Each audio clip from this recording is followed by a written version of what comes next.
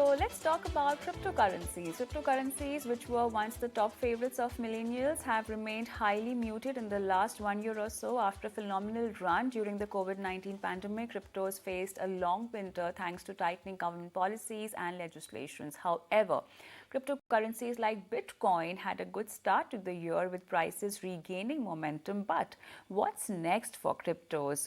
Where is it headed? To understand all of these questions, let's welcome on board Ajeet Khurana, founder Reflexical. Ajeet, good evening. Welcome to the show.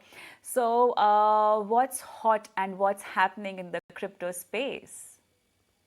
Crypto prices are determined by three things. One, which has nothing to do with crypto, which is macroeconomics. US interest rates are 19 times higher than they were 1 year ago. So 0.25 to 4.75. This has been the biggest driver of the crash. But this has also been the driver of some relief we saw recently. The other two problems are very crypto-centric. One is there are a lot of protocols and tokens that came out in the market could only survive in the bull market, and one by one they are crashing. And then, of course, the ever persistent scams and frauds that we come up. This is the news and the buzz in the crypto market. Talk about the prices first, because we saw lately there was some momentum and some heat there in the crypto prices, hitting a new record or so. What was it all about, and why is it not continuing? Can we say that crypto winter is over? So it would require me to have astrological ability to answer that with precision. In the absence of that, I'll give you my guess with a disclaimer that I'm not a financial advisor. So according to me, we are actually quite far from the crypto winter being over. According to me, we should once again be testing lower prices, if not lower bottoms. And we have seen some relief because money came into the market on hopes that there will be no further interest rate hikes. Also, the FTX crisis and before that, the Luna crisis has now started getting forgotten. And in the absence of any more new fraudulent activity coming up, people are feeling confident again. But then tell me something. Now you're saying that you are far from the crypto winter getting over, which means there'll be more slump in the prices. What does it mean for investors or traders?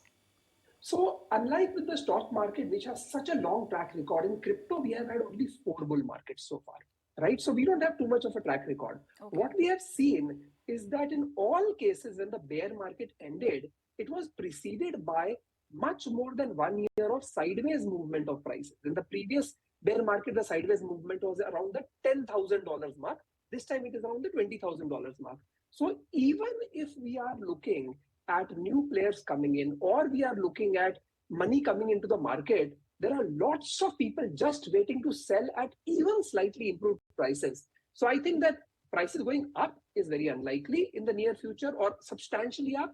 There are some reasons why it might go down. I am clenching my teeth and even preparing for a Q1 25 kind of revival, though I suspect it will happen much earlier, maybe in early 24. Even within this, do you think specific cryptocurrencies would do better, and even if they're falling, they won't fall down so much? One very interesting statistic which your viewers may not know is that only Bitcoin and Ethereum are two tokens which have survived more than one bull market. That's very interesting, which means that when the bear market comes, the previous heroes don't remain heroes anymore. This time, barring Luna and FTT, that is the FTX token called FTT, we have not seen the demise of any major tokens, which worries me that some of them might be coming up, especially because token projects or crypto projects actually use their own tokens as if it is currency.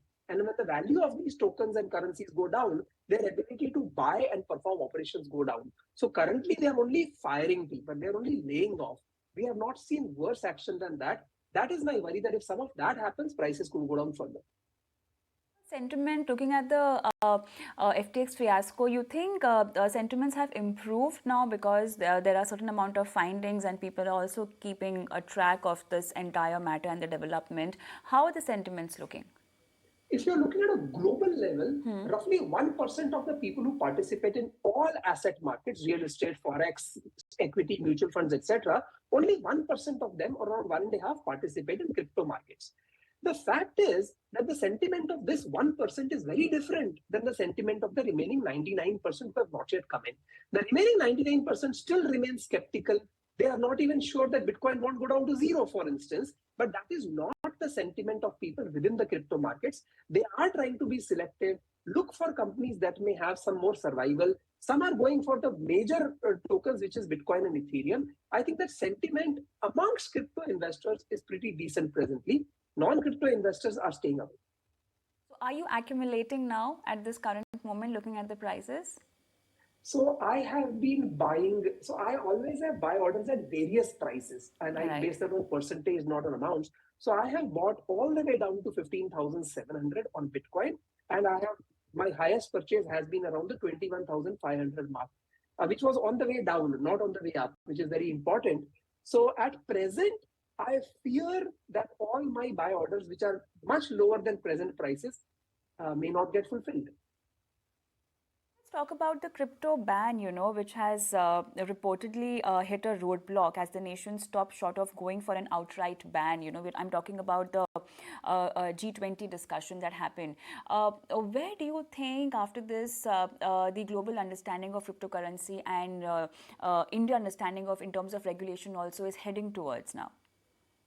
So yesterday, one of the Emirates in the United Arab Emirates called Ras Al Khaimah has actually opened a crypto-free zone. In the last 1 week, Hong Kong has announced favorable crypto regulations. So what we are finding is that there are several pockets around the world where more and more favorable regulations are happening. Even in the US, in the state of Wyoming, in the last 1 year, we have seen some very positive regulation.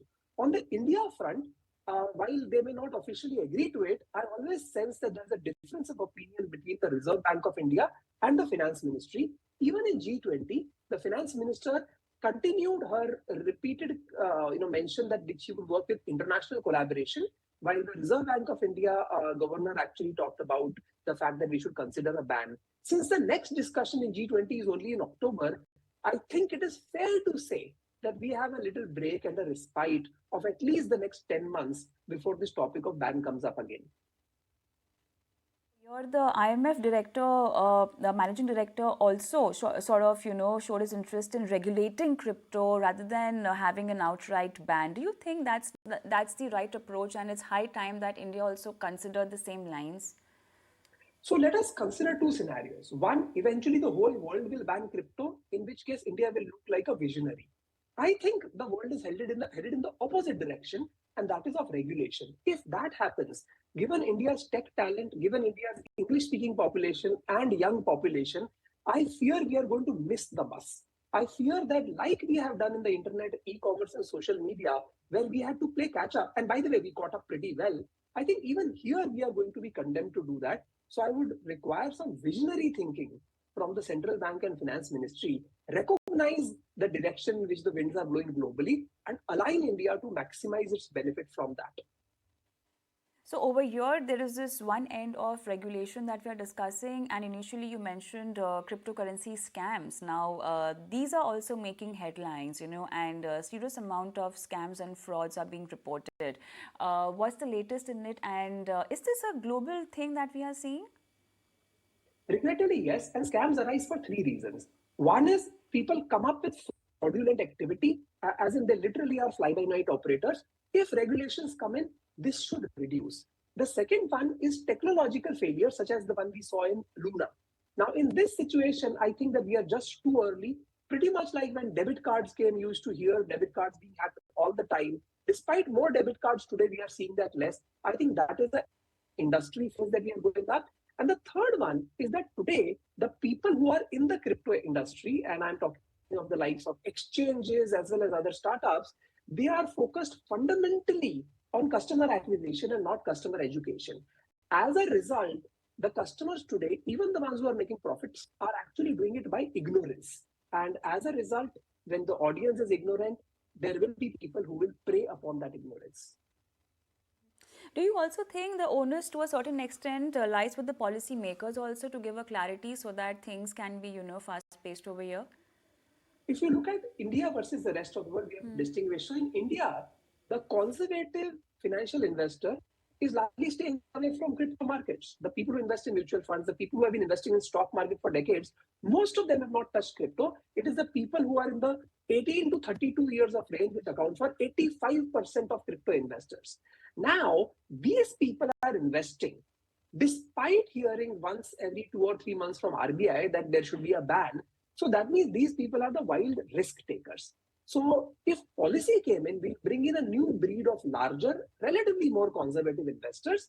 At that point of time, I think we should see a reduction in the sort of speculative activity we see, and hence a reduction in scams. All right, last question to you. What would you recommend to all those cryptocurrencies investors or traders who are facing severe losses now and have lost all hope? Yeah, so there are two different categories you listed. Although it sounded like one, the ones who have made severe losses are not necessarily the ones who have lost all hope. So here is the thing: pretty much like any asset class, just because you may have lost 50%, 80%, does not mean that now you will hold because it has to go up. Though I do believe it has to go up, but that does not mean it will not go down first. Second, those who are considering swapping between one token and another, I think that may be a very interesting strategy. Please move to bigger, larger cap, more established tokens. The really bad tokens that some of us may have purchased hoping to become rich overnight have shown that they have no future. To believe that they will come up, I think, is a little far-fetched. And finally, please do as much research as possible before you enter into this. This is definitely a high-risk asset class. I think a very promising asset class. This is all that I invest in, but still lots of research is required. All right. On that note, thank you so much, Ajeet, for removing your time and guiding our viewers on that. Let's take a quick break, and after that, let's talk about your life insurance policy and your life insurance company.